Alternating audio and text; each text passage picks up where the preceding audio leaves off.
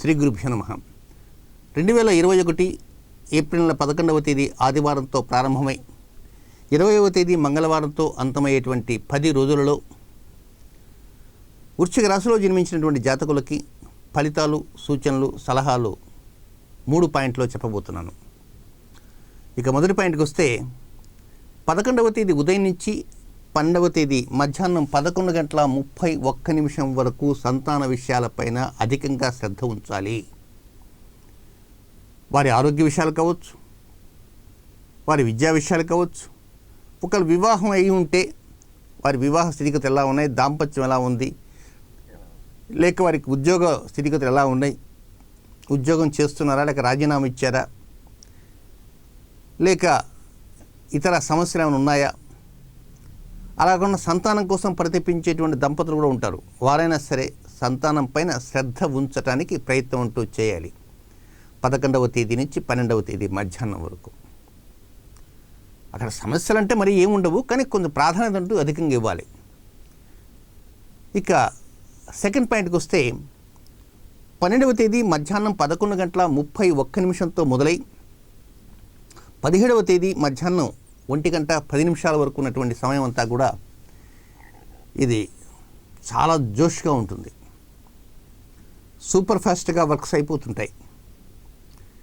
అనుకున్న పని అనుకున్న తడవుగానే మొదలెట్టేస్తారు, శ్రీకారం చుట్టగలుగుతారు,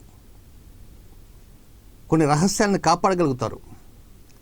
ఉద్యోగం వ్యవహారాలు కావచ్చు, వ్యాపార విషయాలు కావచ్చు, పై అధికారులతో చర్చలు కావచ్చు, లేక సహ ఉద్యోగులు కావచ్చు, సహ వ్యక్తులు కావచ్చు, మిత్రులు కావచ్చు, సన్నిహితులు కావచ్చు, ఎవరైనా సరే ఎవరితో ఎలా మాట్లాడాలో అంతవరకే మాట్లాడగలుగుతారు. ఆ ఎక్స్ట్రాక్ట్ ఏదో లాగేసుకుంటారు. దాని మీద మీరు ఇంకా దీర్ఘంగా ఆలోచన చేస్తారు.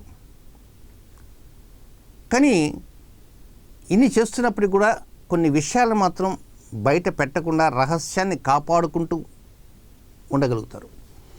ఎవరితో ఏ విషయం ఏ సమయంలో చెప్పాలని మీరు బేరీజు వేసుకుంటుంటారు.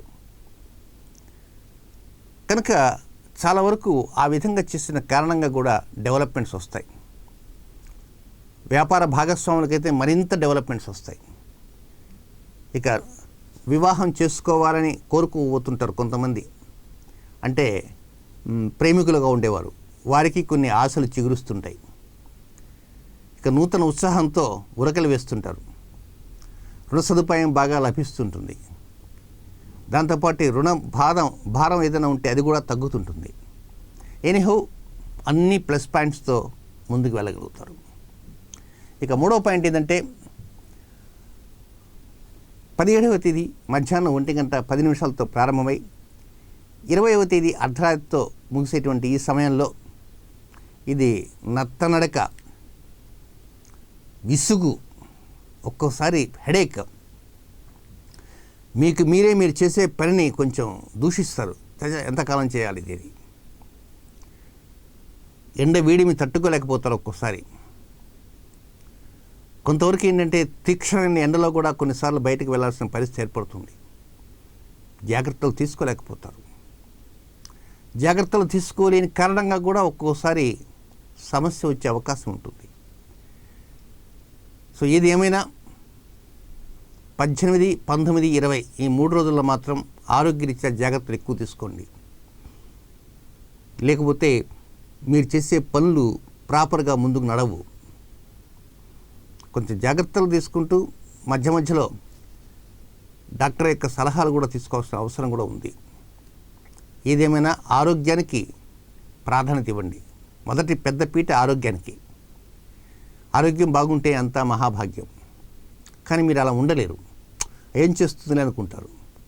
ప్రస్తుతం కరోనా విజృంభిస్తున్నది, తారాస్థాయిలో ఉండబోతున్నది. రోజుకి 1,00,000 వరకు కూడా టచ్ అవుతున్నాయి. ఇతర దేశాలతో కంపేర్ చేసుకుంటే భారతదేశం అగ్రస్థానంలో ఉంటున్నది డైలీ పాజిటివ్ వచ్చేవారి విషయంలో. So take care. తొందరపడి మీ సొంత నిర్ణయాలు అదేం చేస్తుంది అని మాత్రం అనుకోవద్దు. ఇక ముఖ్యంగా ప్రస్తుతం ఉన్నటువంటి వ్యతిరేక గ్రహ సంచార స్థితులు అధికంగా ఉన్నాయి కనుక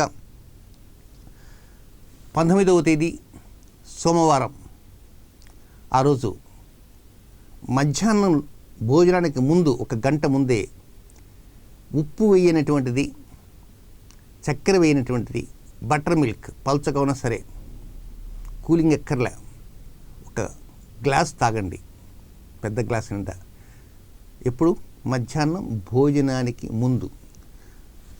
19వ తేదీ, ఆ రోజు సోమవారం. మీరు ఆ బటర్ మిల్క్ తాగితే మీలో కొంత ప్రశాంతత అనేది వస్తుంది. ఆ తర్వాత ఏ పనైనా కొంచెం వ్యతిరేకంగా మీ మనస్సు లాగదు చేయటానికి. కొంచెం ఉన్నపలంగా ఆ వ్యతిరేకత తగ్గటానికి అవకాశాలంటూ వస్తాయి. శుభం.